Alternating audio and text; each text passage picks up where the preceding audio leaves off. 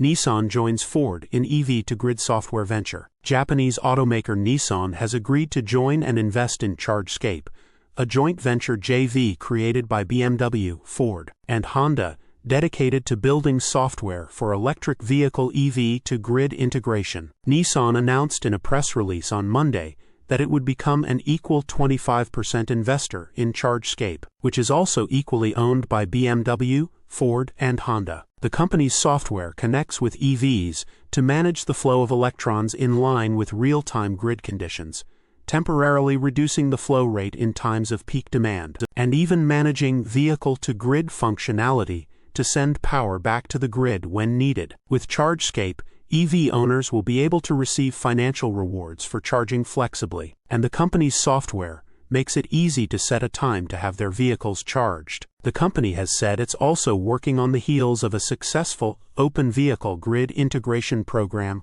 OVGIP, which names utility clients such as Duke Energy, Eversource Energy, and Xcel Energy. "We are delighted to welcome Nissan to the ChargeScape joint venture," said Joseph Velloni, CEO of ChargeScape. Nissan's decision to join us underscores their commitment to helping customers charge more cheaply and sustainably and highlights ChargeScape's central position in the vehicle grid integration space. ChargeScape details its past pilots with Xcel Energy and other utility operators on its website. Nissan also points out that it has over 650,000 Leaf EVs on the road in the U.S., along with the vehicle being one of the first to export power back to the electrical grid. The automaker is continuing to invest heavily into bidirectional charging features across its future EV lineup. Meanwhile, ChargeScape is working on building distributed virtual power plant VPP programs across California, Texas, and other markets. Essentially, EV owners can sell their excess energy back to the grid to help utility providers avoid utilizing more expensive and higher carbon outputting peaker plants